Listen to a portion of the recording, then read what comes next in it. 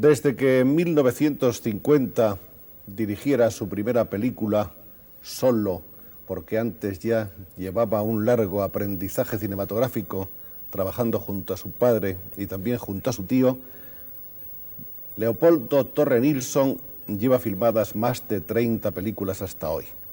30 películas que han obtenido, como puede verse, numerosos premios en los festivales internacionales más prestigiosos y, por supuesto, en los festivales de su propio país. Leopoldo Torre Nilsson, realizador cuyas películas han despertado siempre en España un gran interés, es hoy invitado de a fondo para que nos cuente un poco, nos confiese cuál es su pensamiento y su filosofía del cine, y también conozcamos un poco, hasta donde es posible, cómo ha sido el desarrollo de su obra, una obra bastante copiosa. Bienvenido, señor Torre Nilsson. Gracias. Usted nace en Buenos Aires en 1924 y nace usted en el seno de una familia cinematográfica. Así es. Su padre era guionista, director, productor. Bueno, mi padre tuvo distintas etapas, fue director en el cine mudo, lo cual era como una aventura loca, especialmente en Argentina. Después dejó, se dedicó a la recompaginación, que es otra tarea bastante loca, de películas alemanas en Argentina, porque los cines, que ya en esa época eran los dictadores de las industrias y las distribuidoras, exigían que las películas tuvieran todas determinado metraje. Entonces mi padre tenía entre sus manos las películas que él amaba tanto, de directores como Murnau o Fritz Lang u otros directores alemanes, y se veía obligado a reducirlas, por ejemplo, de 1:55 a 1:38. Entonces yo me recuerdo en mi infancia jugueteando alrededor de ese celuloide que caía sobre este niño que jugaba con él en el suelo, y mi padre angustiado teniendo que cortar a los directores que él amaba. Y después vuelve a dirigir ya en el año 36 o 37 y trabaja hasta el momento de su muerte en 1960, y yo acompañándolo junto a él, más amigo que hijo y él más amigo que padre también. Además de su padre Leopoldo está también su tío Carlos, famoso cámara o cameraman, y también un realizador notable.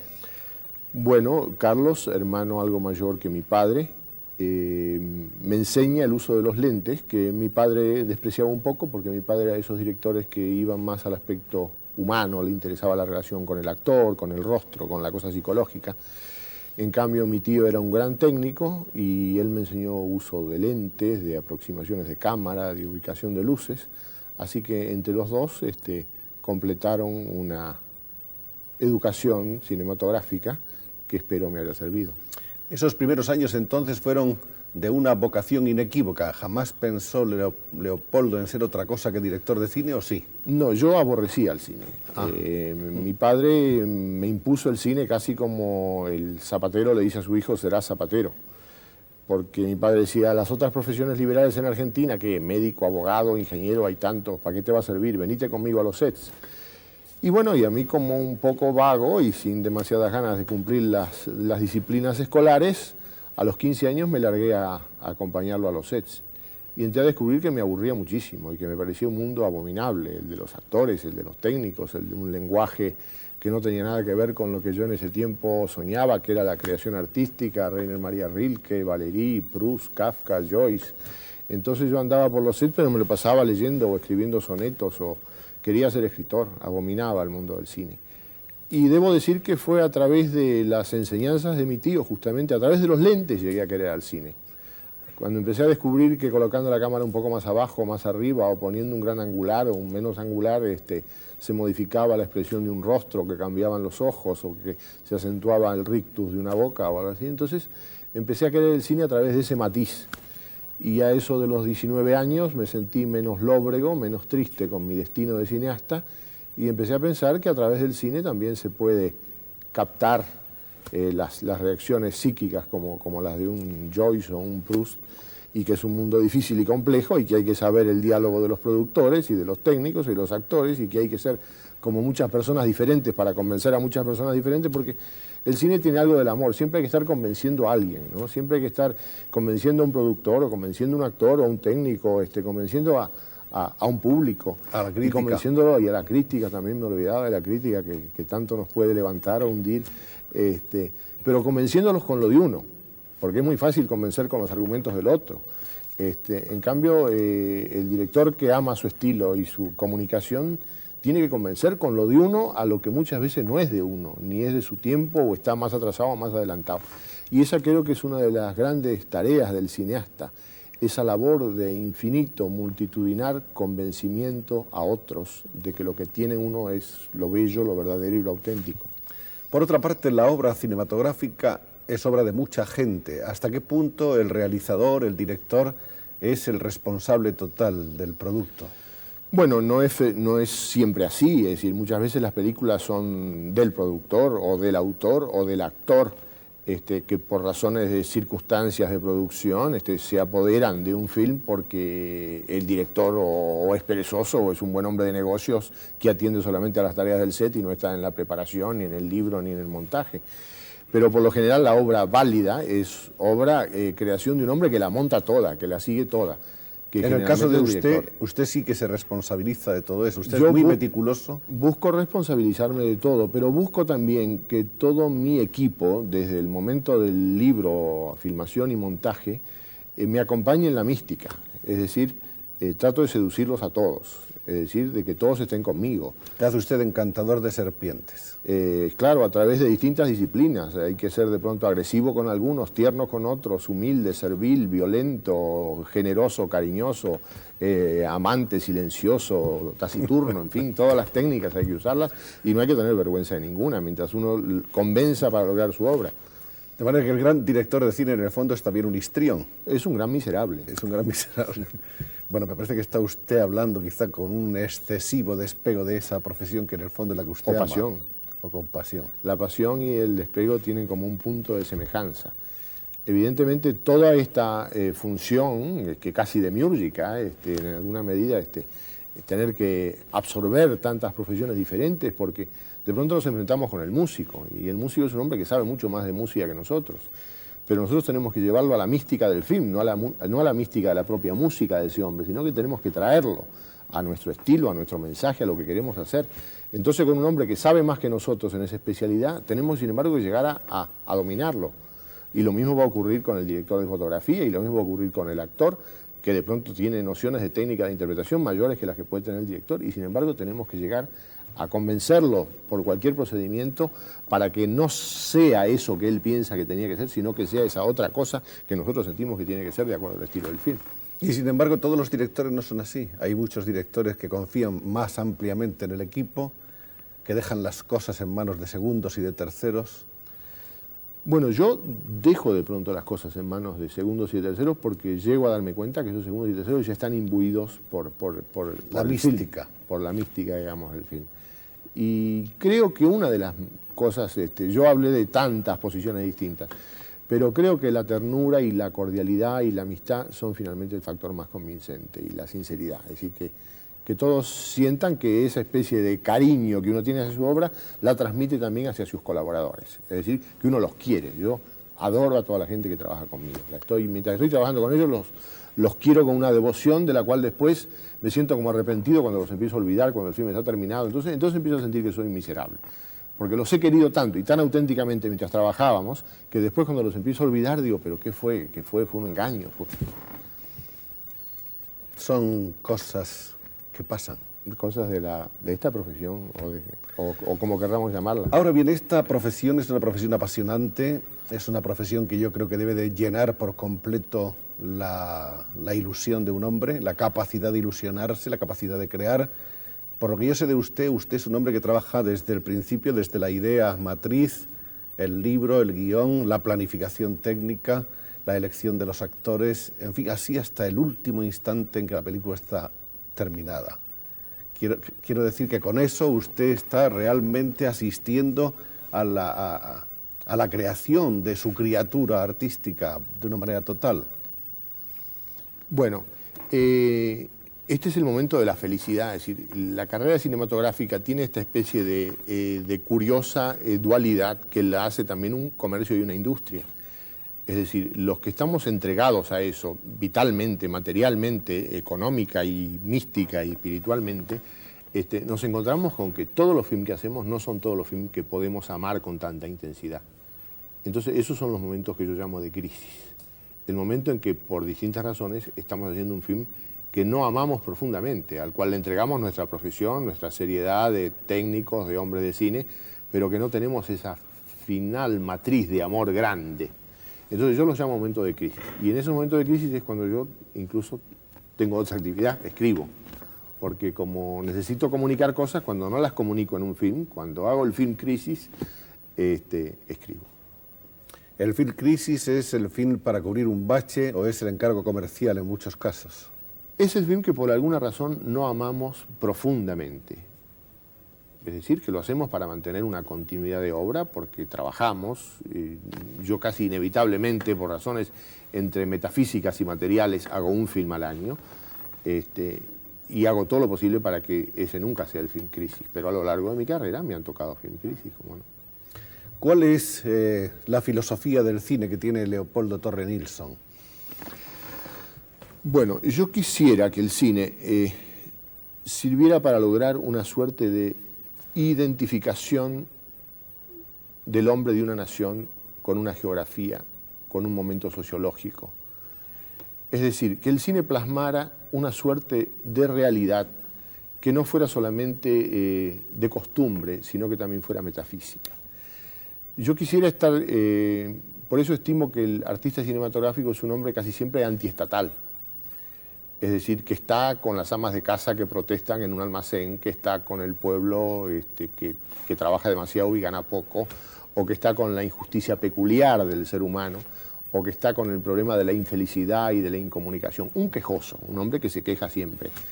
Entonces yo quisiera que mis films en alguna medida plasmaran esta gran injusticia que creo que vive el hombre en el mundo a través de una organización que respeta más lo general que lo particular. Y que al mismo tiempo fuera con una belleza convincente a través de lo emocional y a través de lo estético. Hay en su cine muchos elementos críticos, hay elementos que pudiéramos llamar líricos y románticos, hay elementos morbosos. La crítica ha señalado mucho la literatura o el literaturismo que tiene todo su cine. Bueno, yo me siento como un hombre abierto a todas las curiosidades, a todas las minucias, a todos los matices, todo lo que yo pueda mostrar de secreto, sea permitido o no sea permitido, sea costumbre, sea anomalía, trato de mostrarla. Es decir, no me gusta el lugar común, trato de escapar del lugar común, aunque para escapar del lugar común caiga en la anomalía. Esto me ha traído problemas con mis censuras, con mis amigos, con mis coetáneos, y la ternura de mis enemigos permanentes. Doy pasto a mis enemigos permanentemente. Pienso que a lo largo de estos años, en mi carrera, a la cual respeto y de la cual estoy conforme, evidentemente ha habido mucho de todo eso. Pero no es usted un realizador conformista. Creo que no, y espero serlo cada vez menos, porque me gusta aquello de los que, habiendo sido quizá algo conservadores en su adolescencia, se vuelven revolucionarios en su madurez.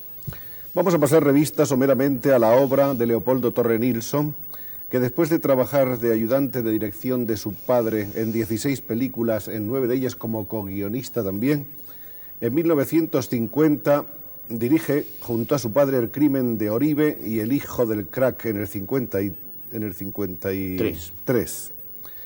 La primera que dirige usted solo es Días de odio, ¿no es así? Basado en un cuento de Borges, Emma Suns. Eso es, y con Borges, por lo tanto, como coautor. Trabajamos juntos en la adaptación, en el guión cinematográfico. ¿Qué era Días de odio? Bueno, la historia de Emma Suns es una de las... Borges lo llama uno de sus únicos cuentos realistas, porque es una muchacha que para vengar la muerte de su padre, que es a consecuencia de la traición de un socio, simula que este socio la ultraja, se ha hecho ultrajar anteriormente por otro hombre, mata al ex socio del padre y a la policía le declara que lo ha matado cuando el hombre trataba de ultrajarla. comete una suerte de crimen perfecto. Esta es la historia de Borges y así lo hicimos como film. ¿Y cinematográficamente cómo resultó? Un film muy curioso, con una gran crítica, con un gran desconcierto del público, de éxito para los amigos. La Tigra es una película que no llega a distribuirse y de la que circulan copias en 16 milímetros. ¿Por qué? Esa fue la siguiente. Está basada en una obra del gran dramaturgo rioplatense Florencio Sánchez. Era una obra cruda, bastante morbosa. A mí no me gustaba el tema, entonces la llené de detalles así morbosos porque no me gustaba demasiado el tema. Consiguió ser prohibida en el año 1954 y después circuló clandestinamente por ahí. No era demasiado buen film. Parece que después estuvo usted dedicado a hacer telefilms para los Estados Unidos durante un cierto tiempo, hasta que en el 55 se encuentra usted con un encargo. Se tituló esa película Para vestir santos. Y parece que no quiere usted acordarse mucho de ella. Bueno, a mí me hizo mucho bien porque fue un film que yo llegué a ser contratado por la empresa más importante que había en Argentina, que me propone qué films quiero yo hacer en ese momento.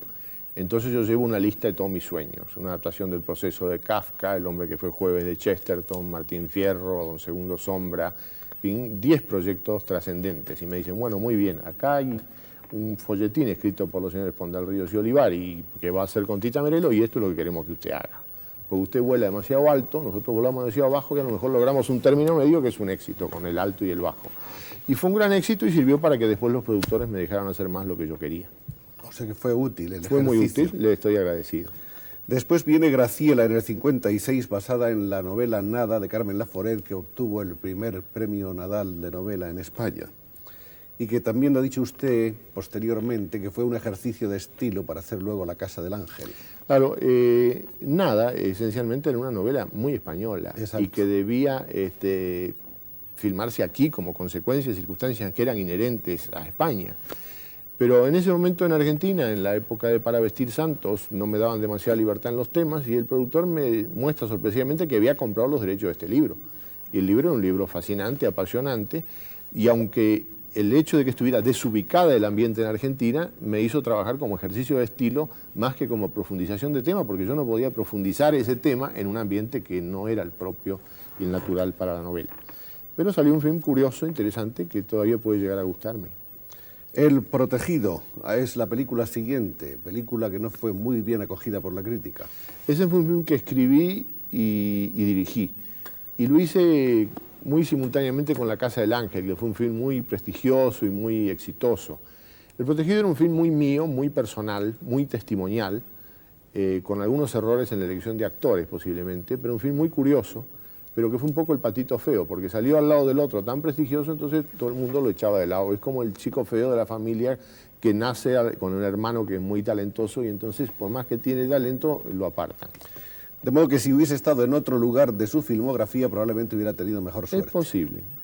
Efectivamente, El Protegido nace casi a la sombra o al mismo tiempo que La Casa del Ángel, guión de su mujer Beatriz, que por cierto es la primera película de Leopoldo que se ve en el Festival de Cannes.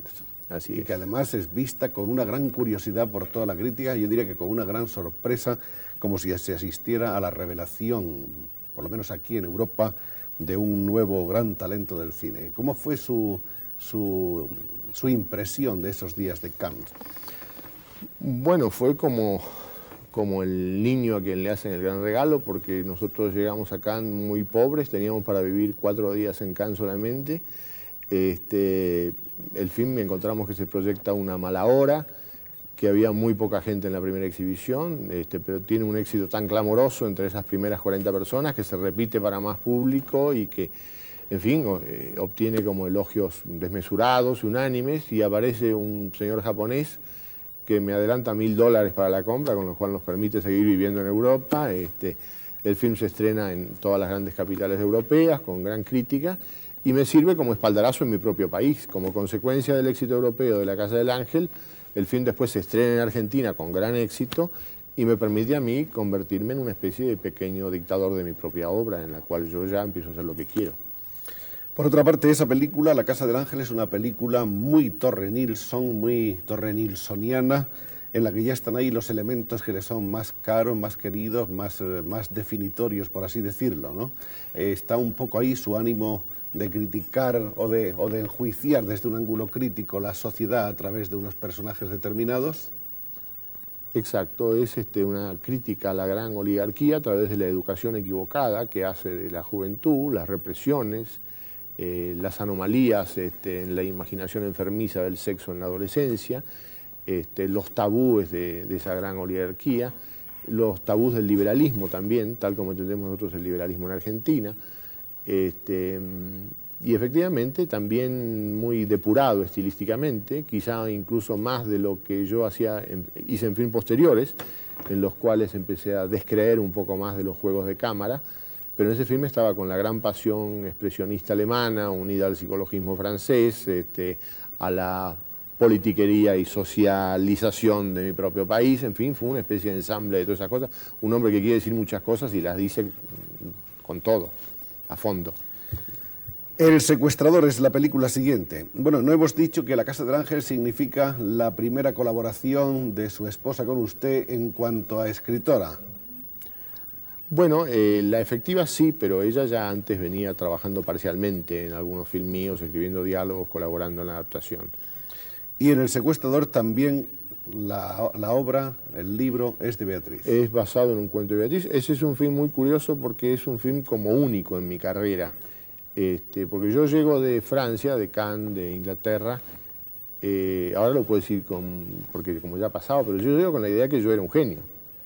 Digo, soy un genio, evidentemente, me lo dicen todos estos señores en Europa, soy así. Entonces, llego a Argentina y digo, voy a hacer la película que hace un genio. Y El secuestrador yo la hice con la idea de que era un genio. Y la hice así, y así salió como desmesurada y loca y arbitraria y agresiva. Y recuerdo que cuando después se estrena había mucha gente que decía, si yo lo encuentro al director de este film, lo mato. Por ejemplo, que fue un gran fracaso, no gustó nada en Argentina, más que alguna crítica de esas cosas. Pero digo, fue el único film que yo hice pensando en esa especie de idea absurda que nadie debe tener ni puede tener de sí mismo. Después de eso nunca más la tuve. Pero lo recuerdo y lo tengo insertado ese film como un film que hice con esa especie de loca, absurda y pedantesca convicción. La caída, 1959, es una película en la que también se sigue analizando desde un ángulo crítico y desde una cierta posición burguesa a la oligarquía que está ostentando el poder. Sí, y esencialmente también el mundo de los niños. La crueldad de los niños, la violencia de los niños, la vinculación de los niños y la muerte, la relación de los niños y su madre que los tiraniza y todo como consecuencia de una situación social. Está tomado de una novela de Beatriz y considero uno de los filmes que quiero mucho. Quizá estas películas, La caída, La Casa del Ángel y Graciela tengan un denominador común, parece que más o menos están en el mismo discurso. Exacto, con la mano en la trampa también. Con la mano en la trampa, a la que no hemos llegado todavía. Después, claro. Porque ahora vamos a Fin de fiesta y Un guapo del 900, que son sus dos films del año 1960. Bueno, yo ahí vuelvo a lo que podríamos llamar lo nacional. Es decir, como hombre siempre siento bifurcaciones. Como no he sido convenientemente psicoanalizado, tengo como 2 o 3 personalidades diferentes que andan caminando sueltas. Y Fin de fiesta aborda ya lo político-social más directamente.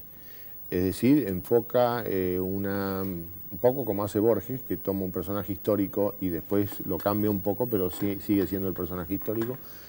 Tomamos la vida de un caudillo de la provincia de Buenos Aires, alrededor del cual se teje el AMPA, y a sus espaldas está la prostitución, y a sus espaldas está el juego y la muerte y las mafias, y que trata de tener una vida muy decorosa y muy burguesa.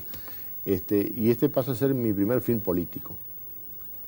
Y ocurre también un poco con Un guapo del 900. Y entonces ahí empiezan a trabajar 2 mundos. El mundo político-social, que busca su expresión cinematográfica, el mundo del friso nacional y el mundo de la intimidad. Y en casi todo mi futuro vemos que empieza a dominar de pronto una parte o la otra.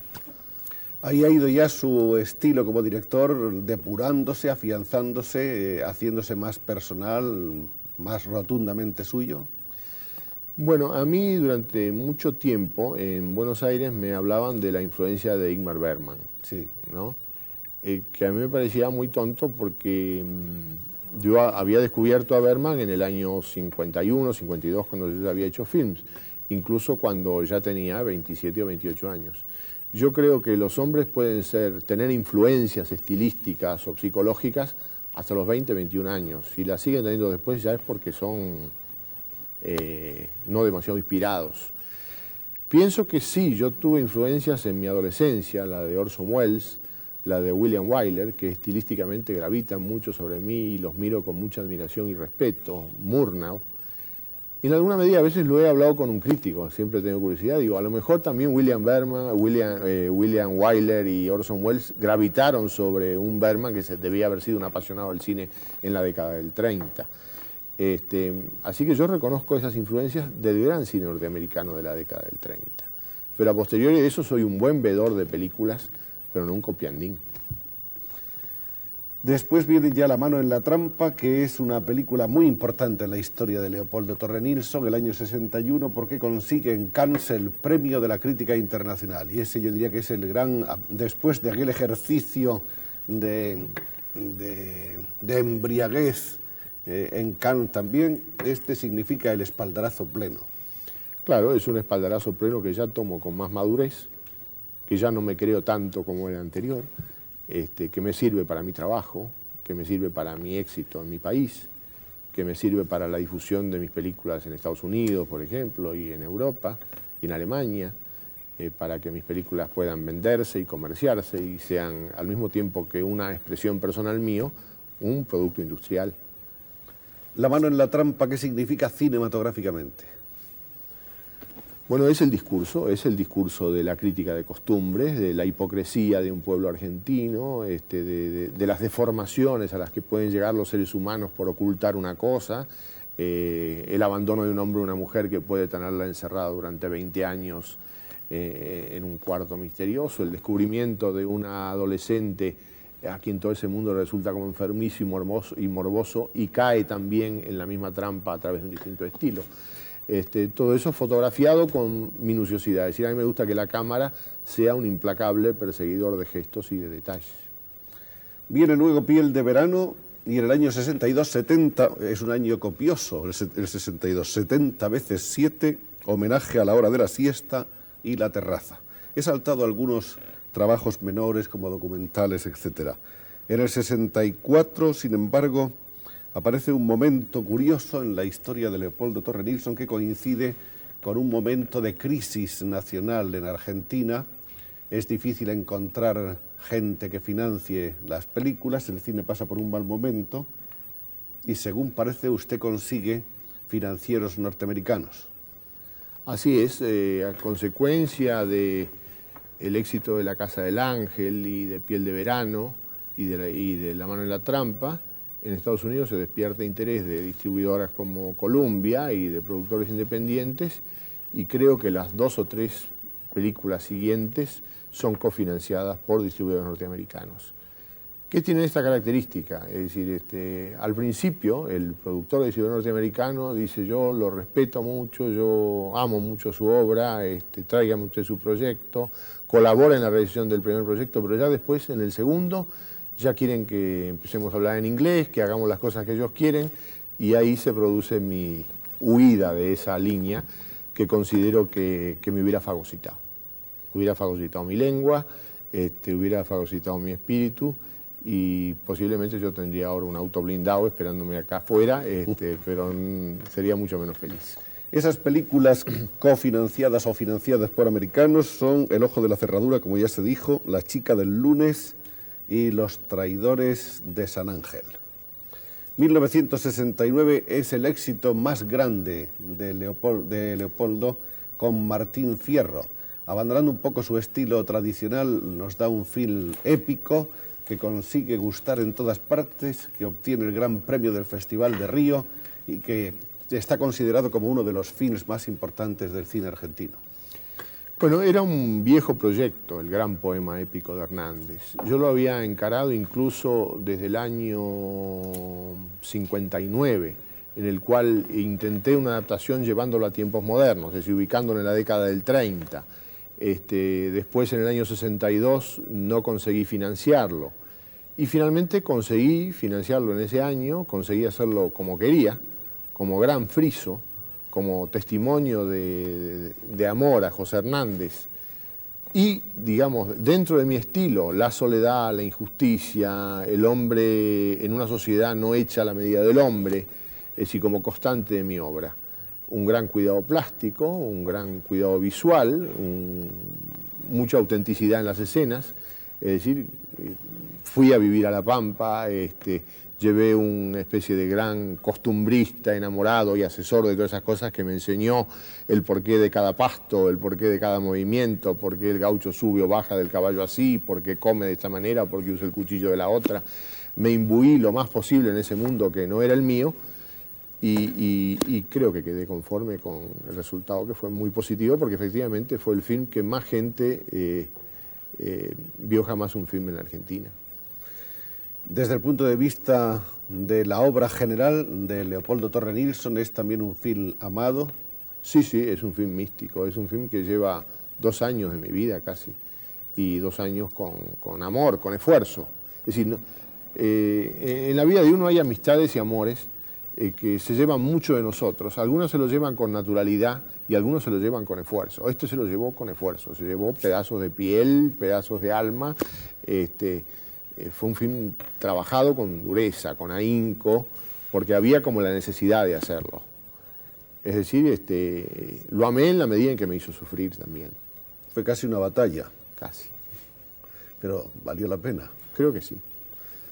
Viene después de este enorme éxito El Santo de la Espada en 1970. En el 71, Güemes o La Tierra en Armas. En el 72, La Mafia. ¿De estas películas quiere usted hacer alguna acotación sobre la marcha? Bueno, El Santo de la Espada es la biografía oficial y tradicional del gran héroe nacional, que era San Martín, que es como una consecuencia de Martín Fierro, que es un film de gran esfuerzo, un film no místico, pero de gran esfuerzo industrial. Y La Tierra en Armas es un film muy curioso, porque también es el reverso del Santo de la Espada, digamos. Es el héroe, pero el héroe guerrillero. Es decir, es la primera guerra de guerrillas que hacen, digamos, los patriotas argentinos contra lo que sentían ellos que era el invasor español.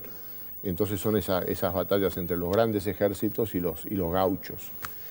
Y después retorno a mi camino, a mi mundo personal, otra vez ya a partir de La Mafia en adelante. En el 73, Los Siete Locos consigue el Oso de Plata en el famoso Festival de Berlín. ¿Qué es Los Siete Locos? Es una novela de Roberto Arlt, que es uno de los novelistas argentinos que más amo, el que más amo con precisión, escrita en el 30, pero que curiosamente se adelanta a circunstancias y a momentos muy actuales. Los Siete Locos son 7 anarquistas, cada uno a su modo, que planean la destrucción del sistema en Argentina para aspirar a otro mundo. Y son 7 ideas descabelladas, y la película historia en alguna medida el descabellamiento de estos individuos. Boquitas Pintadas en el 1974 es otro hit, es otro eslabón importante en la cadena de éxitos de Torre Nilsson. Está basada en la famosa novela y creo que hay una historia interesante, antes de hablar de la película, de cómo se conocieron el autor del libro y el autor de la película. ¿Cómo fue? Bueno, yo en ese momento acababa de publicar una novela en la editorial Jorge Álvarez, y Jorge Álvarez lee unas declaraciones de Goytisolo, no sé si Juan o Luis, que dicen que el mejor escritor argentino es un empleado de aerolíneas en Estados Unidos, en New York. Yo en ese momento viajaba a New York y este editor me pide que busque en Aerolíneas Argentinas, ya sea aeropuerto, ya sea oficina central, quién es el que escribe novelas, porque tiene esta información de Goytisolo que él respeta mucho. Yo llego a New York, busco por el aeropuerto, pregunto en cargas, en descargas, en marcación de boletos, si alguien escribe novelas ahí, indago, me dicen que no, que nadie escribe novelas. Dato además que es documental y sirve, nadie escribe novelas de Aerolíneas Argentinas de New York. Lo mismo ocurre en las oficinas. Y en fin, renuncio, le comunico al editor que debe ser una información equivocada de Goytisolo, que en Aerolíneas Argentinas nadie escribe novelas en New York. Llego a París y Rodríguez Monegal, director de la publicación Mundo Nuevo, que ha dejado de salir, pero que era muy importante en ese momento, me dice, acabo de recibir unos originales de Estados Unidos de un novelista que me parece que es sensacional, que me parece que va a ser el novelista más importante argentino de los próximos tiempos, se llama Manuel Puig, dicen ustedes, y Puig decimos nosotros, no sé por qué esa diferencia. Dice, curiosamente es un muchacho que trabaja en Air France, así que la equivocación era que estaba en Air France, no en aerolíneas. Equivocación de compañía, se equivocaron de avión. Y cuando yo lo conozco pocos meses más tarde a Manuel, él me dice, Leopoldo, yo tenía estos originales y te veía a ti pasar, un día te vi pasar por el aeropuerto, ibas y venías, y decía, si yo no fuera tan tímido y me animara a hablarle a este hombre que parece tan agresivo y tan grandote, y yo quería acercarme a ti, y no me animaba, digo, y yo te estaba buscando a ti, y mirá lo que son las cosas. Lo que pasa es que no hay que equivocarse, compañías aéreas. Así se produjo el encuentro un poco más tarde, pero se produjo por fin y la película fue un éxito. Fue un éxito, tuvo la Concha de Plata y el premio de la crítica acá en el Festival de San Sebastián y creo que se estrenará pronto acá en Madrid. Bien, y llegamos, me parece, si no hay ninguna omisión por mi parte, que pudiera haberlas, porque no sé si esta filmografía es completa y está ok o si tiene algún... Llegamos entonces a la última película, Piedra Libre, película prohibida en Argentina, película que acaba de ser presentada en el Festival de Cannes, película de la que yo creo que vale la pena de saber algunas cosas ahora de labios de su autor. Primero, porque es su última obra, porque presumiblemente es una obra importante, porque es una obra prohibida, aunque sea solo prohibida en su país. Dícese por ahí, hemos leído en algunos comentarios de la prensa argentina, que la película Piedra Libre fue vetada un ratito antes del estreno, de modo que estaba todo el mundo pendiente en la puerta del cine, dispuesto a entrar a ver la película, a ver lo último de Torre Nilsson, cuando de pronto llegó una orden del ente, creo que se llama así, ¿no? Ente de Calificación Cinematográfica. Ente de Calificación Cinematográfica, que es el nombre de la Oficina de Censura Argentina, prohibiendo la película que había sido ya autorizada, me parece que para mayores de 18 años, ¿no? Exacto, la película se estrenaba en 40 salas simultáneamente. Todas las copias estaban en sus salas, todos los operadores estaban preparando la proyección. En la sala de estreno tenía vendido 3 días por anticipado las entradas. Y se les ocurre a estos señores que la película, se les ocurre de golpe, que la película era subversiva, que la película atentaba contra la familia, contra la religión y contra no sé cuántas otras instituciones. Y sin mayores explicaciones, lo prohíben 12 horas antes del estreno. Debo aclararle que la compañía productora ha iniciado juicio al ente de calificación cinematográfica, que acaba de ganar. El juez en primera instancia resuelve que la película debe ser estrenada, que la calificación del ente es un atentado contra la libertad de expresión, contra la libertad de comercio, contra no sé cuántas otras libertades, contra las cuales parece que se puede atentar cómodamente en el mundo de hoy. Lo cierto es que el ente de calificación cinematográfica, que es dirigido por un señor Miguel P. Tato, que en el año 1941 fue director de Relaciones Públicas de Hirohito, el monarca japonés, lo cual prueba su ideología, y el ente apela a la Cámara Alta y en este momento se está juzgando la apelación. Si el juicio realmente se ganaba, se daría un caso muy interesante, que en la Argentina se dio con anterioridad ya una vez, con el caso de Teorema de Pasolini, en que prohibida por decreto de censura se exhibe por imposición de un juez, lo cual es muy tonificante. Es decir, en el caso personal mío es tonificante que mi film se exhibe en mi país, pero además es tonificante que un juez esté por encima de la censura. Vamos a saber qué es Piedra Libre. Piedra Libre, que también, aquí tenemos el libro aparecido en Editorial Galerna, es un libro o es una idea o es un cuento o una novela de Beatriz, la esposa de Leopoldo. ¿Qué es Piedra Libre? En principio es un cuento. Un cuento. Es un cuento relativamente corto, con el cual nos ponemos a idear un argumento cinematográfico que en muchos sentidos difiere del cuento original y que se va enriqueciendo a medida que lo vamos trabajando y a medida que lo vamos filmando, porque incluso durante la filmación seguimos reescribiendo y concibiendo nuevas ideas y todo, y que se convierte en uno de los films que amamos mucho, uno de esos films a los cuales uno se entrega con pasión, Por eso cuando se prohíbe produce una ofuscación tan grande que yo he hecho la bravuconada de decir, mientras ese film siga prohibido y siga el señor Miguel Petato al frente del ente de calificación cinematográfica, yo no haré más películas en mi país, que es como cortarme un pedazo de mí mismo. De modo que ha decidido usted cortar con la Argentina mientras la película esté prohibida. Sí, no cortar con la Argentina como hecho humano, porque la Argentina es mi país, que no tengo por qué regalárselo a nadie, donde viven mis hijos, profesionalmente. Pero que no haré películas en Argentina bajo esas condiciones. Esa es una bravuconada que quiero mantener. De todas maneras, podría haber, a lo que parece por una cosa que hemos leído en uno de esos recortes argentinos, podría haber una cuestión de tipo personal en el fondo, porque se dice que en el año 52 usted y su censor y enemigo actual, don Miguel Paulino Tato, trabajaron juntos en una película llamada Facundo el Tigre de los Llanos. Sí, yo fui su supervisor. Lo protegí mucho en ese tiempo porque a él querían echarlo de la película por incapaz, y yo avalé su trabajo y quedamos muy amigos. Entonces, como alguien me decía, con amigos como ese no hay que tener cuidado con los enemigos o no por el estilo. Evidentemente hay una persecución de tipo ideológica personal de él, puesto que ha ya perjudicado otros films míos. Boquitas Pintadas él la quiso hacer retirar del Festival de San Sebastián cuando lo nombran en el cargo, y el Festival de San Sebastián tuvo la valentía de decirles que no. El film ya había sido aceptado por el festival y el film se exhibía. Después me mutiló un film, El Pibe Cabeza, que fue mutilado en el país y conseguimos sacarlo sin mutilar al exterior, pero con enormes dificultades. Y ahora culmina su brillante carrera de persecución personal prohibiéndome un film.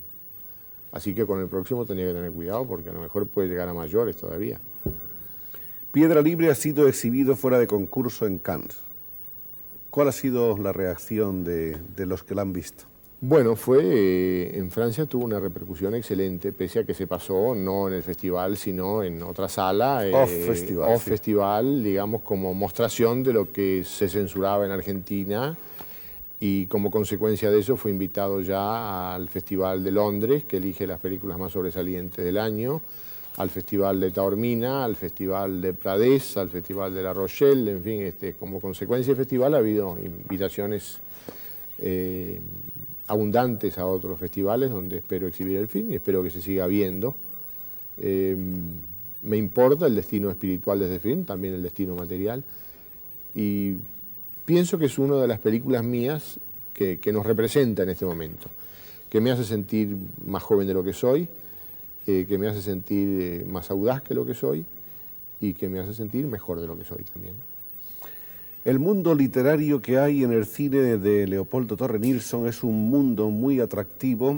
Para muchos críticos tiene un poco la sustancia de Henry James, para otros tiene elementos de la novela negra de terror inglesa, para otros, en fin, hay muchísimas filiaciones que se le atribuyen, lo que demuestra que hay realmente muchos elementos poderosos y atractivos en la fórmula.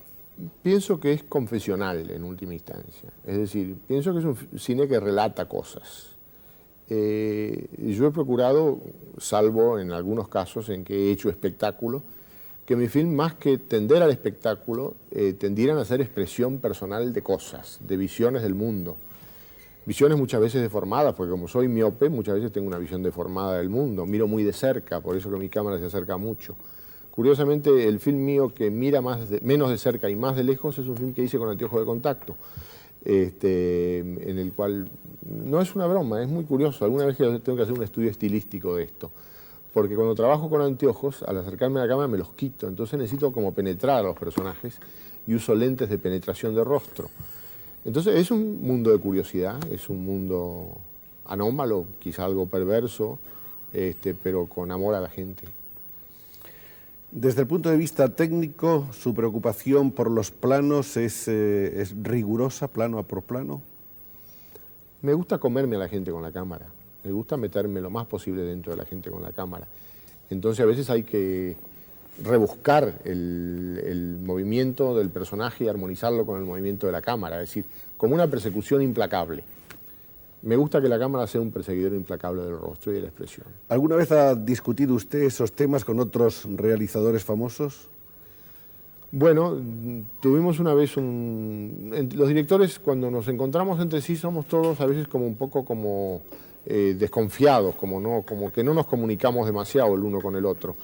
Mi approach, para usar una palabra inglesa, estos ingleses nos han dado tantas palabras y nos hemos perdido las españolas por demasiado respeto al diccionario académico, que considero más gratificante y más interesante fue con el director hindú, Satyajit Ray, con quien hablamos como 7 horas seguidas en una reunión, comunicándonos todas nuestras angustias, nuestros padeceres, nuestras felicidades, nuestros procedimientos fílmicos, nuestro sentido de responsabilidad metafísica en la relación de la cámara y el rostro, la cámara y el botón del saco o de la chaqueta. En fin, esta comunicación fue muy rica y muy linda y la recuerdo siempre. Me parece que Satyajit Ray es uno de los grandes místicos del cine también. Poco conocido en España, creo, ¿no? Muy poco. ¿Y ahora entonces qué piensa hacer? Bueno, en principio no me gustan, la condición de exiliado no me gusta. Pienso que el exiliado es siempre un ser un poco medroso y un poco cobarde. No puede hablar de la política de su país porque queda mal hacer una crítica de su país fuera de su país. No puede hablar de la crítica del país donde está porque el país donde está es el que lo recibe a uno generosamente, entonces uno no puede ponerse a crítico de quien lo está recibiendo generosamente. Así que empieza por apolitizarse. Lo cual en el ser humano hoy, apolitizarse es tomar una especie de color de ameba, que no me gusta nada. Entonces tampoco me gusta la visión frívola del director que llega a un lugar, filma una película y se va, y tiene una visión de turista, una visión exterior de las cosas. Tampoco tengo demasiado apuro por filmar. Entonces lo que estoy haciendo ahora es tratando de meterme en la vida española por si este es mi destino futuro, como esta es mi segunda patria, no solo por el hecho de ser la de mis abuelos, sino la de mi cultura y la de mi lengua, trato de meterme en la vida española. Leo todo el tiempo, especialmente Pío Baroja, también contemporáneos como Umbral y como Cela. Leo porque, después de todo, pienso, como dice Borges tan talentosamente, pese a que dice tantos disparates también nuestro querido Borges, como cuando dice que Argentina necesita 200 o 300 años de dictadura. Pero Borges dice una cosa: tengo una vida más leída que vivida. Y yo pienso que leer es vivir, y leer es acercarse a los pueblos y a las comunidades. Y entonces, así como me gusta escuchar cómo hablan los españoles, escuchar los matices de las discusiones o de los encuentros o los desencuentros, estoy leyendo un libro por día de Baroja, que me meto más adentro para ver si puedo llegar a ser tan español como ustedes, tan español como mis abuelos, por si llega a tener que ser un destino mío muy largo y tengo que seguir adelante con esta bravuconada de no hacer cine en mi país mientras sigue esta censura, porque además pienso que no lo voy a poder hacer. Con esta censura en este momento no se pueden hacer buenas películas en Argentina, películas en serio no se pueden hacer. Entonces las tendré que hacer en otro lado si es que vuelvo a hacer películas. Y ese otro lado podría ser España, si es que las puedo hacer buenas, porque no me gustaría venir a hacer malas películas de España, sería una lástima. Querría, si hago películas, que fueran buenas. Bueno, si las ha hecho buenas hasta ahora, hay que esperar que las próximas seguirán siéndolo. Y yo pienso que este curso acelerado de penetración a fondo en España puede servir para que Leopoldo Torre Nilsson nos dé sus mejores películas aquí, en esta tierra, que yo pienso que, en definitiva, se siente satisfecha de tenerle con nosotros. Muchas gracias, y yo también muy satisfecho de llegar en un momento en que veo que el cine cumple un ciclo que no empieza ahora. Pienso que es falso decir que el cine español es el nuevo cine español de ahora, porque yo me acuerdo de Berlanga, de Bardem, de cómicos, de Bienvenido Mr. Marshall, de Calle Mayor, de La muerte de un ciclista, me acuerdo del Picasso de Tiatula, y me acuerdo del Patino de 9 cartas a Berta, y pienso que todo esto, y otros más que se me van, porque en estos momentos de hablar en televisión muchas cosas se van, y pienso que este ciclo de cine español se completa muy bien ahora con films como Pascual Duarte, o como Cría Cuervos, o como todos los otros films de Saura, pero pienso que en España hay mucho que hacer. Tiene una geografía tan rica, una psicología tan rica, una cultura tan intensa, que envidio a los directores españoles que tienen esto como venero auténtico, propio, natural de ellos, y que lo pueden proseguir, y confío que tengan la libertad para poder hacerla, porque sin esa deliciosa y sutil droga de la libertad es muy difícil hacer películas. Bienvenido al cine español, Leopoldo.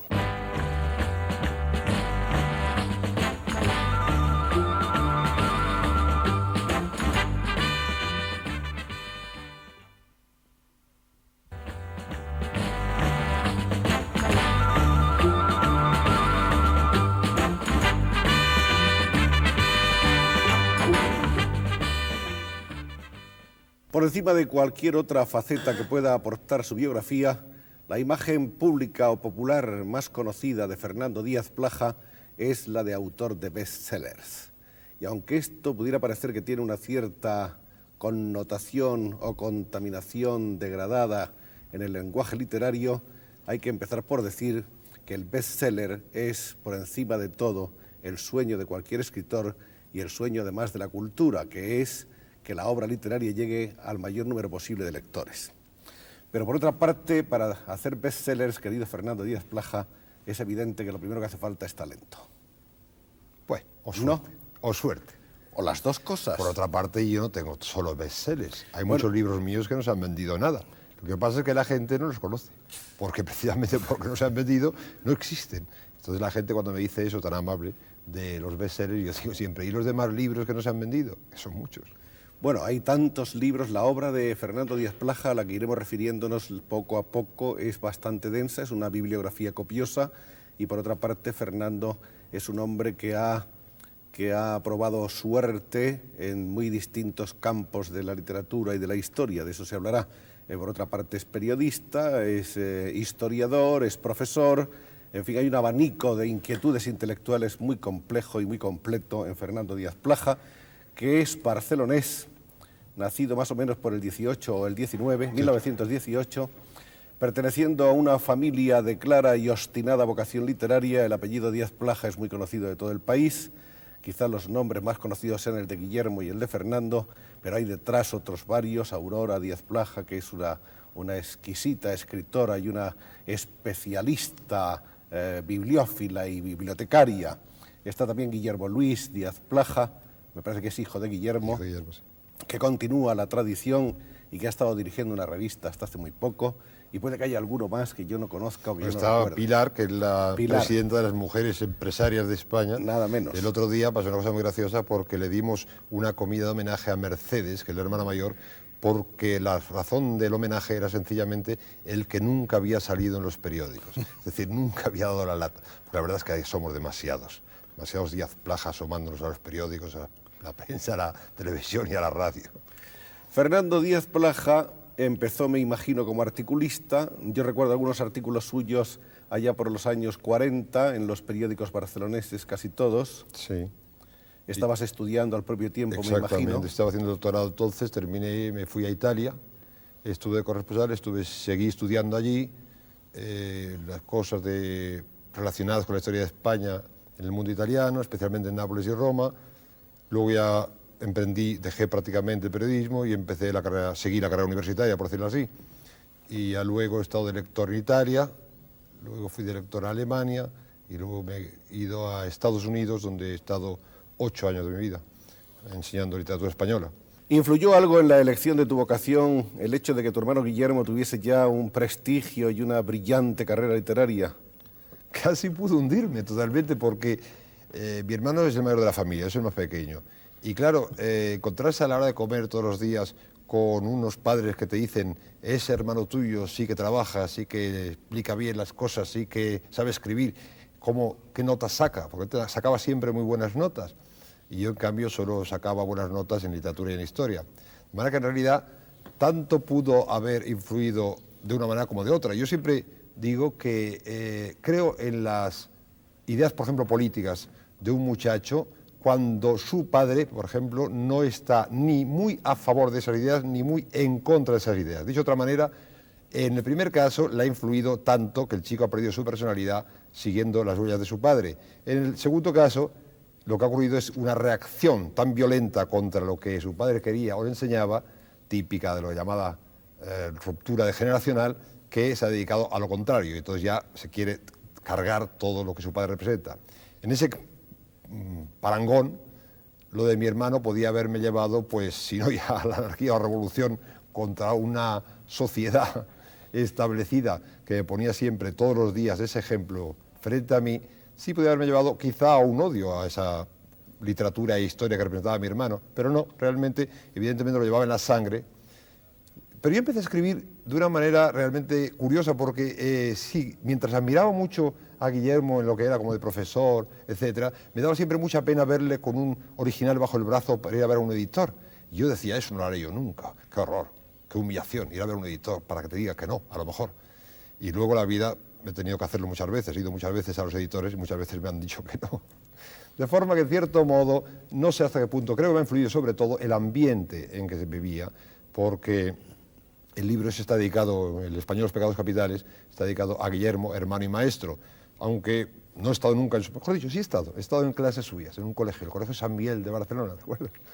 He estado allí de estudiante, de alumno suyo, un curso. Sin embargo, realmente no he sido naturalmente nunca discípulo seguido de él. Yo no estaba todavía en la universidad cuando él enseñaba allí. Pero sí por lo que se llama el ambiente cultural de la familia. Es decir, por ejemplo, los libros, la biblioteca. He tenido a mano pues, una serie de libros que quizá otro chico que no tuviera un hermano metido en esas lides pues no hubiera visto nunca. Sorprende un poco al que observa tu biografía desde lejos y no habiéndose detenido demasiado a examinarla detenidamente, el hecho de tus viajes que comienzan casi enseguida. ¿Qué es lo que te hace irte y estar siempre de un país para otro? Yo tengo una gran curiosidad viajera, sí. Una curiosidad viajera un poco se detiene exactamente cuando empieza a ser incómodo el viaje. Yo no soy ningún aventurero. Yo conozco bastantes países, efectivamente, pero siempre cuando he podido hacerlas con cierta holgura. Lo que siempre procuro es ir a los lugares donde me destinan por el camino más largo. Si una vez me dijeron, ¿quiere usted ir a la Universidad de Stanford de California como profesor? Y yo estaba en España y ya conocía el viaje directo, es decir, el viaje por el Atlántico, decidí irme por el otro lado. Para mí el camino más corto entre dos puntos cuando se trata de viajes no es nunca la recta, es la curva, cuando más larga mejor.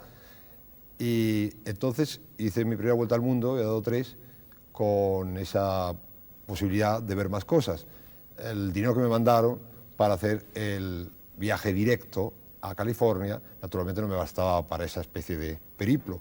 Y entonces me puse de acuerdo con unos directores de periódico y estuve mandando crónicas. La capacidad de escribir sobre todo lo que se ve me ha permitido hacer viajes realmente bonitos, realmente importantes. Estoy muy contento, he tenido mucha suerte en ese aspecto porque siempre he conseguido recuperar, si no todo, gran parte de mis viajes, pues entre los artículos y luego los libros. Se han publicado El Mundo de Colores, por ejemplo, es un libro sacado de esas experiencias. Manual del Imperfecto Viajero, ahí es donde coge la parte anecdótica, también, pero siempre me ha gustado, desde muy chico efectivamente me ha interesado siempre asomarme al exterior, siempre.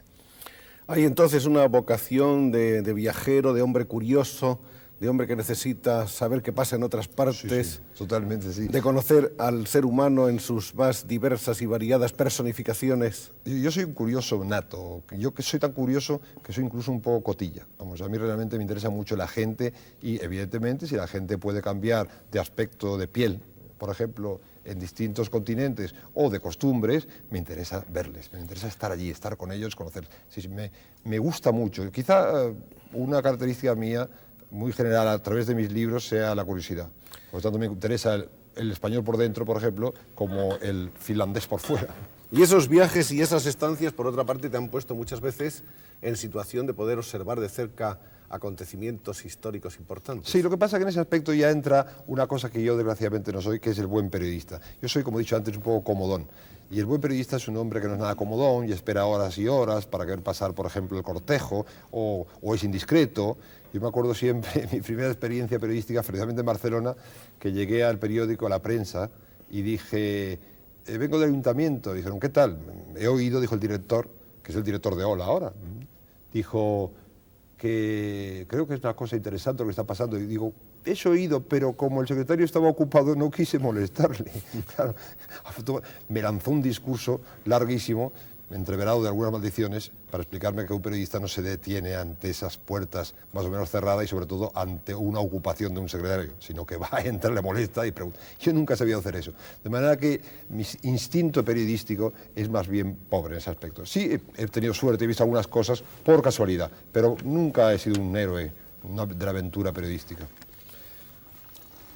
Tengo por aquí una lista, copiosa lista, de la obra literaria de Fernando Díaz Plaja, que puede clasificarse en diversos grupos. Sí. Por ejemplo, hay obras que podemos llamar de documentación, entre las cuales figuran, no sé si está aquí, La la historia de España en sus documentos. Sí, bueno, está aquí un tomo, la España política del siglo XX.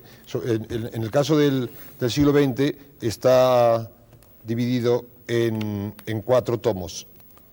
Y luego hay el 16, 17, 18, 19 y ahora terminó el 15. O sea que estos son ¿cuántos tomos en total? Total son 8 tomos, son 4, 16, 17, 18, 19, pero luego el tomo se reparte, por decirlo así, en varios volúmenes al llegar al siglo XX, porque estando más cerca de nosotros parece más interesante. Y como digo, ahora estoy terminado el siglo XV, voy para atrás con los cangrejos, voy a ver si consigo llegar hacia cuando tenga tiempo y esté un poco en España, porque yo vivo, como sabes, en el extranjero casi siempre, si consigo estar el tiempo suficiente para poder terminar esa obra, porque me parece interesante, es una especie de puente entre el estudiante o el estudioso, el curioso de nuestro pasado y el archivo. La gente no tiene tiempo o no tiene sencillamente condiciones para ir a los archivos, y me parece una labor bonita ayudarles un poco. Marañón decía que una obra hay que escribirla solo en 2 ocasiones, cuando se puede decir una cosa totalmente nueva, inédita, maravillosa, o cuando se puede con esa obra ayudar a la investigación, es decir, ayudar a otros individuos. Yo no creo haber escrito una obra extraordinariamente brillante, tipo, por ejemplo, el admiradísimo García Márquez, por ejemplo, como Los 100 años de soledad. Y sin embargo, pues he procurado entonces buscar ese otro camino de ayuda, de puente entre el archivo, la biblioteca y el estudioso. De cualquier manera es un trabajo importante, son Sí, tomos muy considerables. Son bastante gordos, sí. Bastante gordos. Después de eso está la España política del siglo XX. Sí, bueno, es la continuación de la continuación, la posguerra española en sus documentos. Exacto, es el tomo 4. Sería la historia de España en sus documentos. Eso es un manual. Es un manual. Exactamente. Y que más o menos recoge desde cuándo. Eso ya de los primeros tiempos hasta hoy. Es decir, es que dentro de toda la documentación que iba preparando, me pidieron un manual, me pidieron un libro, un poco de conjunto, y saqué ese. La historia de España contada por los poetas. Así, eso fue una aventura que, por cierto, se ha vendido muy poco, pero es un libro que me divertía mucho hacer. Era el devenir nuestro explicado por los poetas. Yo digo que los poetas son gente que no saben quizá mucho, pero adivinan mucho. La palabra, como sabes, la palabra bate significaba tanto poeta como adivino. Y cuando escriben sobre un acontecimiento de su época, a pesar de que a veces no tienen razón, no importa, porque lo que reflejan es un espíritu, un estado de espíritu, bellamente. Yo he dicho ya una vez que, varias veces seguramente, porque lo repetimos mucho los que escribimos, que la historia, además de una sucesión de hechos, es una sucesión de estados de espíritu. Y en ese momento, por ejemplo, el poeta es el que mejor refleja esa, por ejemplo, Quintana. Quintana, cuando habla de Felipe II, desvaría, o sea, dice cosas muy unido, muy obligado por una circunstancia de su tiempo romántico. Sin embargo, cuando describe Trafalgar, que estaba prácticamente allí al lado, me interesa muchísimo. Entonces, todos los poetas de esa obra son contemporáneos de los hechos ocurridos, o al menos muy cercanos. Y de esa obra he sacado un libro que ha aparecido después, que se llama Los poetas en la Guerra Civil Española, donde pongo los 2 poetas de los 2 bandos, diciendo cada uno lo que él cree en su verdad poética. Está luego Historia documental de España, Teatro español de hoy, Antología del romanticismo español, y me parece que hay también un libro sobre los documentos de la Guerra Civil Española. Sí, por eso forma parte también de la colección general. Pero que apareció primero como un Exactamente, libro... exactamente, aparte. Como Se llama un La libro Guerra de aparte. España en sus documentos, efectivamente. En cuanto a obras biográficas, todo el mundo recuerda a Teresa Cabarrús, que creo que fue una de tus primeras obras. Sí, la primera. Eso debió ser también por los 40 o... Ese fue el 43, esa fue mi primera obra, y esa señora era pariente nuestra. La segunda edición se la dediqué a mi padre, que cuando yo era niño me hablaba de una lejana y fabulosa pariente, que era Teresa Cabarrús. Teresa Cabarrús es una señora... La primera edición no me atreví a decirlo porque en aquel tiempo la gente era muy puritana, sobre todo el gobierno, y entonces no se podían decir esas cosas, porque fue una dama bastante casquivana. Tuvo varios hijos, entre ellos algunos con sus maridos, y en general tuvo una vida muy movida, una gran personalidad, una madrileña que llegó prácticamente a dominar toda la Revolución Francesa, siempre en cabeza, tenía una gran fuerza. Y yo encontré algunos papeles de familia y eso, y fue mi primera obra, sí.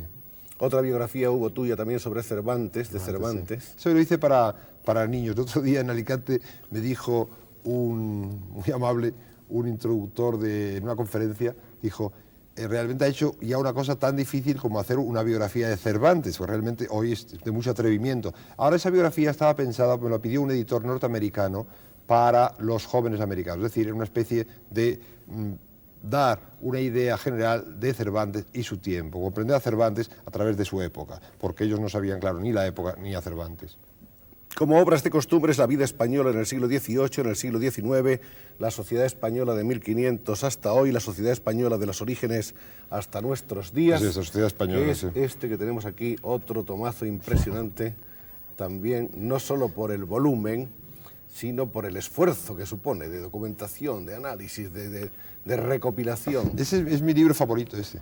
A mí me gusta mucho, por lo que decía antes, la curiosidad. Es un libro, a mí, saber o explicar cómo vivía la gente, cómo comía, cómo bebía, cómo se divertía, cómo jugaba, cómo se amaba. Todo eso me parece siempre gracioso, vamos. A mí al menos me divierte mucho. Es el libro que quiero más de los míos. Quizás el libro que encuentro más logrado. Claro, todos decimos que un libro está logrado cuando el objetivo se ha cumplido al menos aproximadamente, es decir, lo que se ha realizado esté cerca de lo que se ha ambicionado. Pues bien, de todos mis libros, probablemente el que está más cerca de ese conjunto, de esa felicidad es ese. En cuanto a obras de interpretación, Ejército Imperial, griegos y romanos en la Revolución Francesa, España, años decisivos, que hay pues desde el 17, el 31, 1909 me parece también. Otra historia de España. Aquí habría que hablar un poco de ese afán desmitificador que caracteriza la obra, no solo en lo histórico, sino también, en cierto modo, en lo literario, de Fernando Díaz Plaja. ¿Por qué ese afán de desmitificar? ¿Es necesario desmitificar? Yo creo que sí, yo creo que sí. Yo creo que hemos estado muchos años creyéndonos una serie de cosas que nos daban, y yo creo que en la historia, concretamente, yo no soy político, pero me interesa mucho lo que se enseña, es decir, lo que se da a los estudiantes, porque creo que es una gran responsabilidad ofrecer a un muchacho una visión del pasado o de una literatura. Y entonces yo me di cuenta que esas historias que se daban en los bachilleratos no correspondían a la realidad. Yo no creo en los absolutos. Una historia como la que se enseñaba en los años 40, por ejemplo, era una historia como de los vaqueros famosos de los años 30 en Estados Unidos. Había siempre el bueno y el malo. El bueno era siempre el español y el malo era siempre el extranjero. Cuando el español ganaba una batalla, la ganaba limpiamente. Cuando la ganaba el extranjero, la ganaba a traición y alevosamente. Claro, yo empecé a darme cuenta que no se puede hacer un imperio como la que hizo España sin haber apelado alguna vez, lógicamente, a subterfugios. Por ejemplo, hace poco me hablaron de una conferencia y yo dije que podía ser un buen título, La CIA española en el siglo XVII. Por ejemplo, Francisco de Quevedo formaba parte de una CIA, es decir, evidentemente fue a Venecia, intentó un complot, intentó derribar un gobierno, exactamente igual que estaba haciendo la CIA por ahí. ¿Por qué? Porque en ese momento a España le podía interesar, y le interesaba, acabar con una fuerza potente, muy enemiga, que era la República de Venecia. Por tanto, evidentemente se jugaba con todas las cartas, y me parecía absurdo contar a la gente que el español siempre, insisto, era perfecto, apoyado por Dios siempre, y que el extranjero era siempre malvado, apoyado por el demonio. Ese fue el intento de desmitificar. Procuré siempre agarrarme, yo soy correspondiente a la Academia de la Historia, y naturalmente procuré irme con mucho cuidado, andar con mucho cuidado, y apoyarme siempre en textos muy precisos.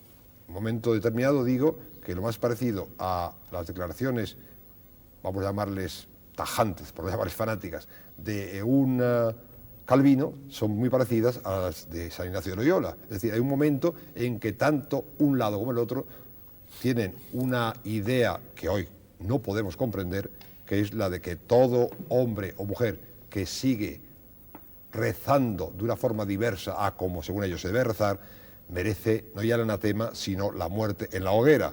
Eso lo digo por ambos lados, tanto los protestantes como los católicos. Eso hoy nadie pensaría en hacerlo, y sin embargo a mucha gente le ha parecido muy natural estudiar eso durante años, estudiar esa actitud. Yo lo que hago es sencillamente intentar demostrar que ni éramos todos tan buenos, ni los demás todos tan malos, que nuestros elementos humanos eran prácticamente como los de los demás. Intentamos una cosa y que la intolerancia nuestra nos ha hecho mucho más daño que beneficios.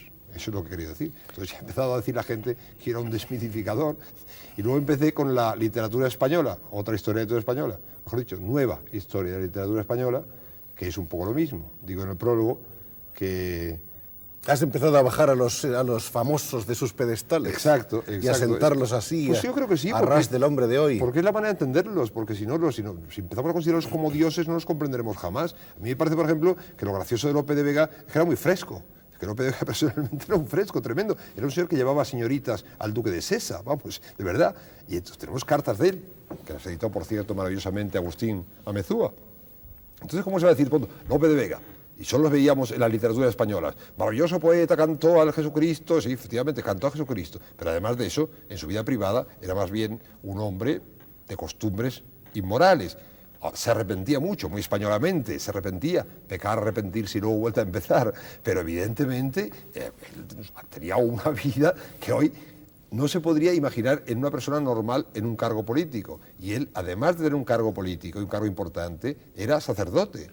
Todo eso, por ejemplo, yo creo que se debe contar. Cuando Calderón de la Barca, sacerdote también, defiende el hecho de que un hombre mate a su mujer, no ya porque le engaña, sino porque teme que pueda engañarle, o porque teme que la gente crea que puede engañarle, que es la idea de la honra llevada como una mancha de aceite que perturba ya totalmente la vida del individuo, aunque no haya ningún motivo para ella. Y entonces ese sacerdote no solamente describe la obra y no castiga al final al asesino, sino que lo hace perdonar por el rey y le hace todavía darle otra esposa. Es una cosa tan impresionante, tan curiosa, que la gente no haya notado y que sigan diciendo solamente en 4 líneas. Calderón de la Barca, sacerdote, gran dramaturgo, cantó la honra. Bueno, ¿cómo la cantó? Pero un momento, vamos a hablar un poco de eso. Eso es lo que me ha dado esa fama de desmitificador, el querer profundizar un poco en esas causas. Está claro que tú no eres calderoniano. Más bien no. No, porque además toda esa visión de los personajes, tanto de la historia como de las letras, es un poco calderoniana. Son gente de una pieza. Exacto. A eso iba. Son interpretaciones muy lineales. Muy lineales. Rígidas. Cada uno el español siempre es así. Bueno, noble, valiente. Pero no, somos de todo, hay de todo, como en todas partes del mundo. Las debilidades también son parte del ser humano, hay que decirlas. Y aparte de la reacción general del público en estas obras tuyas, que vamos a seguir llamando, por llamarlas de algún modo, de desmitificación o de aproximación a la realidad humana de esos personajes, ¿ha habido reacciones en contra, violentas, virulentas, de alguien, de la crítica? No, realmente no. En Otra Historia de España, por ejemplo, he recibido muchas cartas amables. En las cartas pasa algo muy curioso. Hay gente, por ejemplo, que lee un libro de uno, le manda una carta fabulosa, muy amable, encantadora, y uno la lee encantado de la vida, porque claro, esas cosas siempre gustan.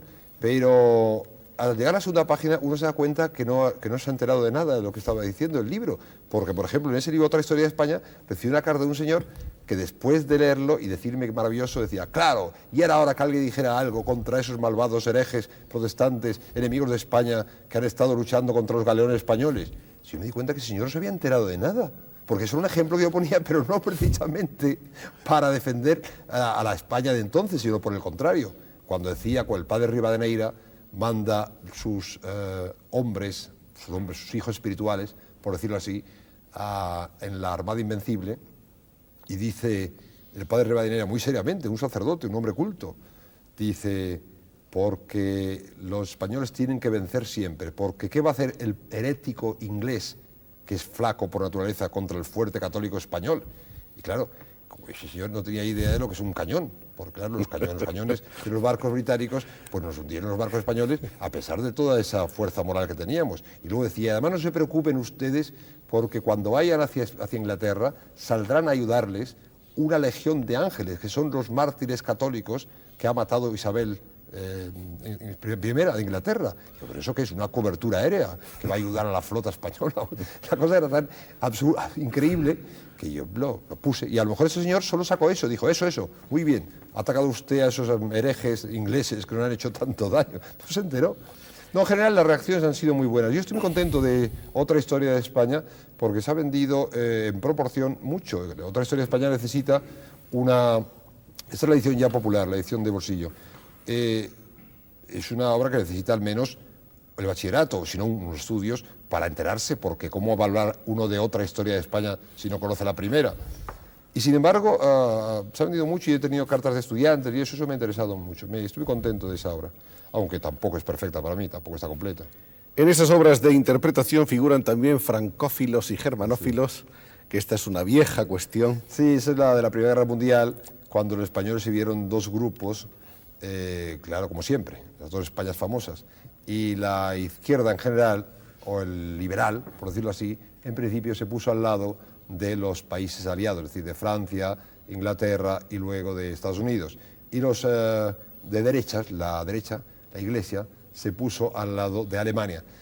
Además, con una absoluta falta de sentido histórico, y además de la realidad, porque la Iglesia Católica, por odio en ese momento a Francia, Francia había sido la creadora del divorcio, separación de la Iglesia del Estado, hacía poco, no se daba cuenta, o no quería darse cuenta, que el jefe del Estado alemán era un señor protestante, que era el Kaiser Guillermo II. Y entonces, eso me lo contó mi hermano, por cierto, cuando al comentar mi libro, me dijo que incluso él era niño entonces, estaba en la escuela, el padre, no sé si era Escolapio o qué orden era, maestro suyo, le decía seriamente que sabía a ciencia cierta que el Guillermo II, el emperador de Alemania, era en secreto católico, pero que no podía decirlo por razones políticas. Porque claro, era muy difícil conciliar una actitud hostil contra Francia a favor de Alemania, cuando Francia era un país con una mayoría católica y en cambio Alemania era un país con una mayoría protestante.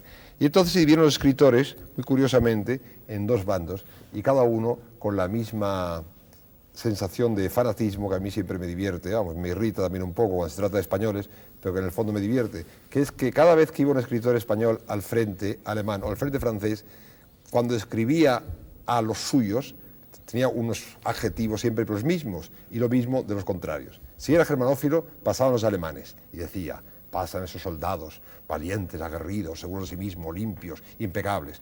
Luego pasaron los prisioneros franceses, eran como una manada de corderos, tristes, envilecidos, pobres, feos, sucios. Si es al revés, si va a Francia, lo mismo. El francés es erguido, simpático, contesta al capitán con una gran seguridad en sí mismo, sin ninguna humillación. No tiene esa disciplina del alemán que le esclaviza. Llegan los alemanes prisioneros, embrutecidos, duros, asquerosos. Eso me divierte tanto que escritores conocidos, es decir, gente de categoría, llegaran de esa manera, a engañarse de esa manera, me parece tan gracioso y al mismo tiempo, como digo, tan triste, que creí conveniente dedicarle un libro a esa obra, a esa época. Por cierto, que el único escritor de izquierdas que es germanófilo es Baroja. Yo Baroja, que asombraba siempre a todo el mundo, se hace germanófilo, pero se pelea con todos los germanófilos de España, porque dice que los germanófilos españoles son todos unos antiguos, unos reaccionarios, y que él no está con ellos. Y entonces dice una cosa impresionante, dice, yo estoy con Alemania precisamente por lo contrario de lo que están los otros. Yo estoy con Alemania porque si hay un país que puede terminar con esa ralea, dice, judía, del Vaticano, va a ser Alemania. Este hombre sabía quién era Hitler 30 años antes, una cosa impresionante. Y efectivamente, él fue luego, cuando se hundió Alemania, él hasta el último momento estuve diciendo que tenían razón ellos y no los demás, y que todas las cosas que contaban de la barbarie alemana era mentira. Ahora me reía porque me he acordado de Camba, que decía con una crónica de Estados Unidos que alguien le había dicho, los alemanes se han rendido, y él decía, sí, los alemanes se han rendido, pero los germanófilos españoles no. Alemania puede firmar la paz, pero los germanos españoles siguen en los cafés de Madrid defendiendo la causa alemana y venciendo. Pasemos a la obra de imaginación. Hay unos cuentos poco conocidos de Fernando Díaz Plaja, Cuentos crueles. Y hay también una novela, sí, igualmente poco conocida. Muy poco conocida, sí, efectivamente. Realmente yo he hecho mi excursión al campo llamado de creación o de imaginación, es muy breve, ha sido la novela esa. A Roma por todos los caminos.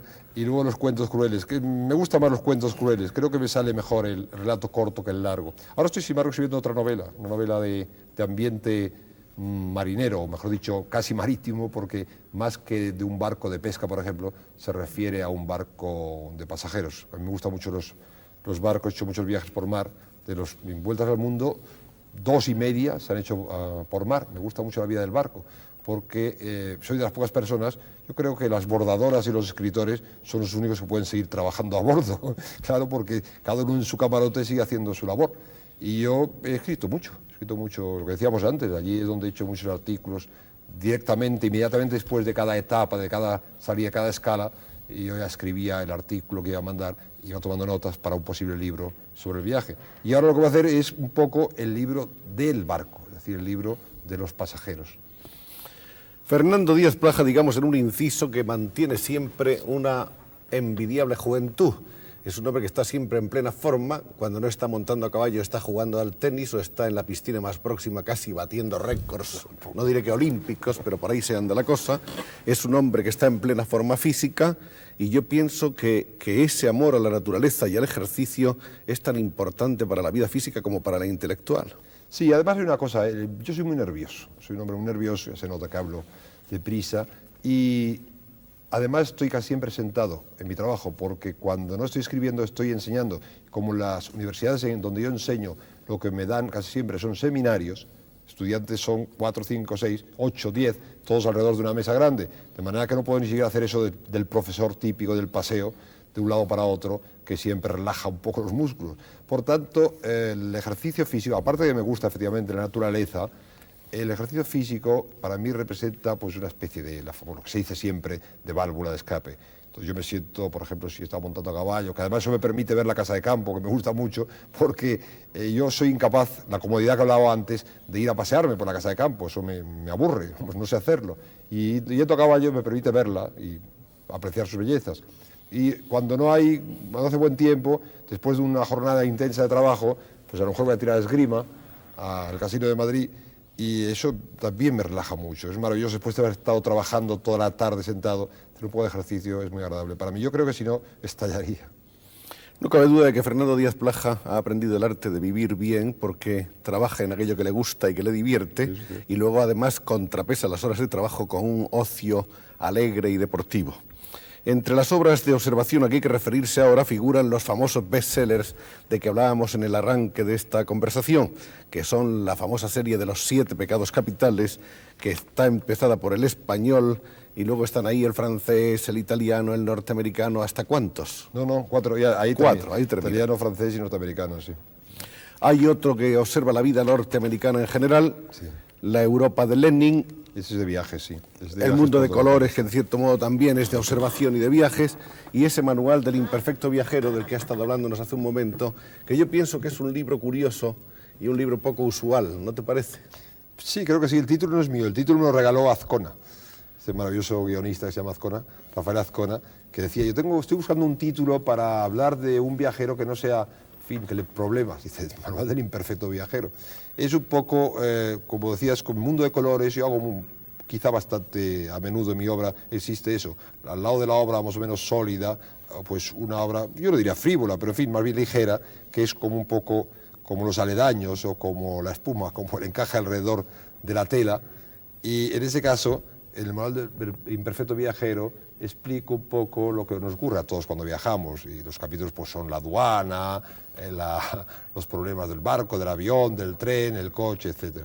Y eso me divierte, es un poco un descanso. ¿Viajar es cada vez más atractivo o cada vez menos atractivo? Cada vez me gusta más estar en los sitios y cada vez me gusta menos viajar. Ir hasta ellos, desplazarse.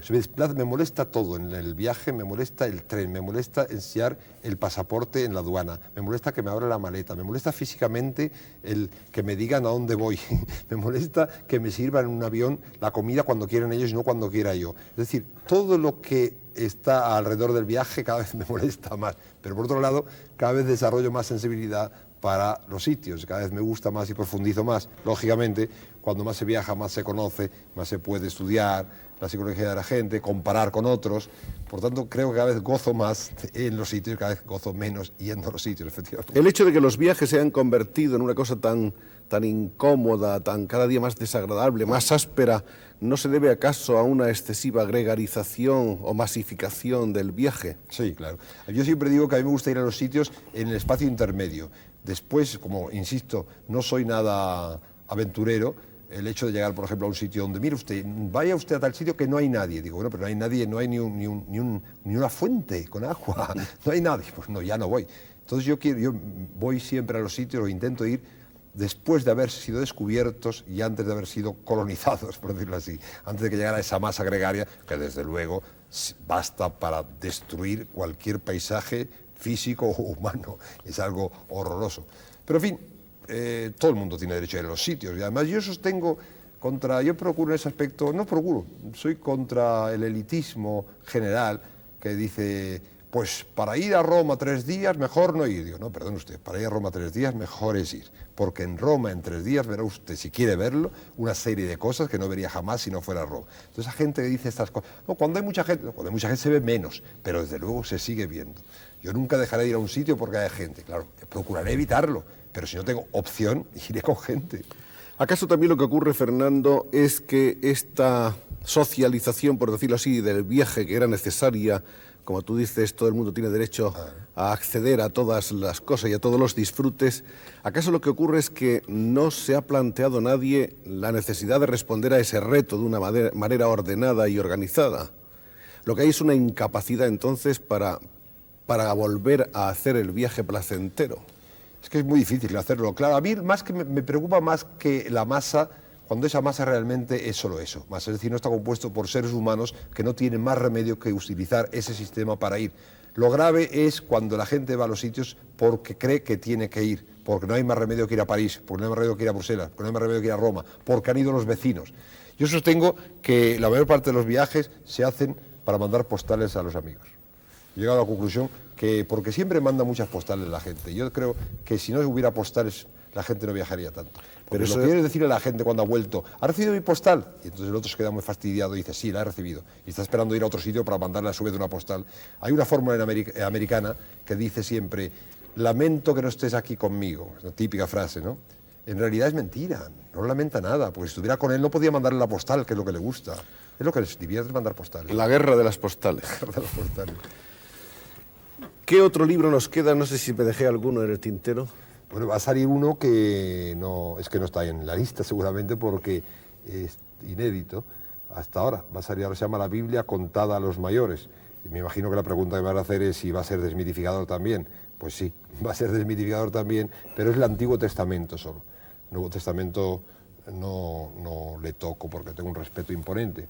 Pero ya a Saúl y a David ya les tengo menos. Quizá uno de los mayores atractivos de la prosa y del estilo de Fernando Díaz Plaja es una capacidad que él tiene para conectar directamente, de una manera inmediata, con el lector. Hay una especie de acuerdo tácito entre el escritor y el lector que se establece en todos estos libros, digamos, un tanto antiacadémicos, y quizá el hecho de que sean antiacadémicos es lo que les hace precisamente tan accesibles. Me encantaría que fuera así, efectivamente, pero es que yo no creo que lo académico significa ponerse serio y pesado, pero yo creo que se puede decir, yo creo que cualquier libro, no hablamos ya del Quijote, que tiene cosas muy divertidas, pero cualquier libro serio, a no ser que sea un tratado de filosofía, o cualquier personaje, tiene un matiz humano irónico. Y además, si la vida no tomamos irónicamente las cosas, a mí la gente que me entristece más es la que toma todo en serio, empezando por sí mismo. Eso me parece siempre muy tremendo.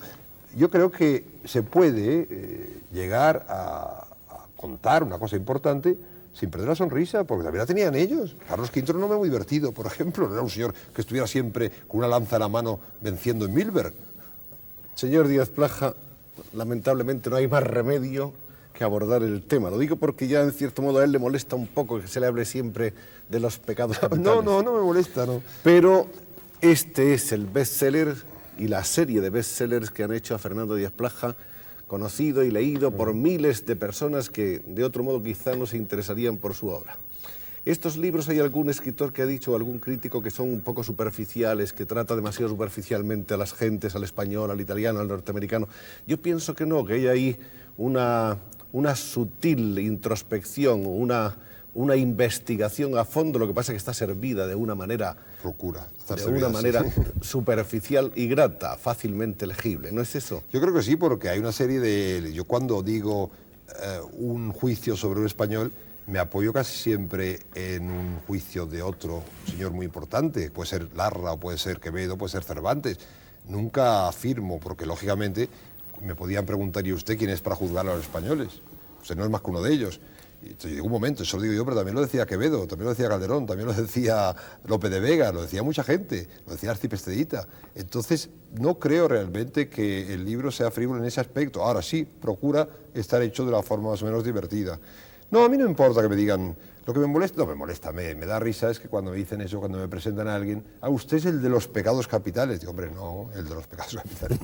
Eso, comparto esa especie de honor o de cruz con mucha gente. Yo soy el que he escrito ese libro. No, yo lo he escrito con el mismo tu cariño que los demás libros. Que ha salido mejor, ha salido ese niño brillante que ha hecho mucha carrera, de pronto ha salido corriendo y es más conocido que los demás. Pero yo no le tengo ni especial cariño ni especial animosidad porque me haya dado, no hago como esos actores que dicen siempre, que bien estuvo usted ayer en esa comedia tan graciosa. Dijo, no, lo mío es Hamlet.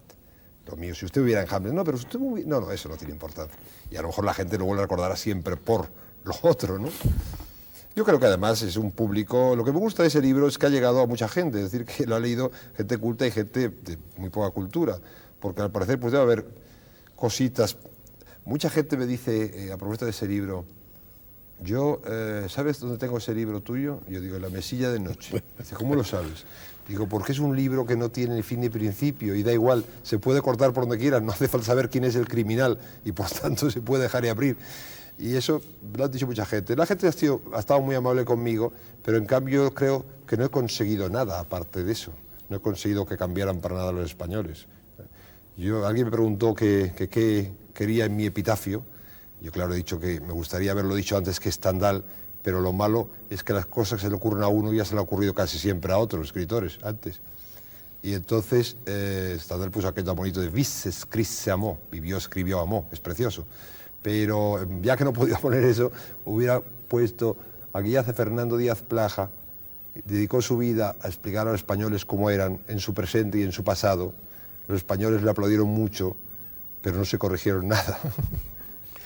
Creo que este epitafio que Fernando Díaz Plaja pensó para el día, esperemos que muy lejano en que ese epitafio sea preciso, basta para poner fin a una conversación que podría prolongarse largo rato, pero que en cierto modo ha estado ya introduciéndose en las diversas vertientes de la actividad y de la vocación literaria de Fernando Díaz Plaja, con el que siempre es tan grato conversar y con el que aspiramos a tener otra entrevista andando el tiempo. Muchas gracias, Fernando.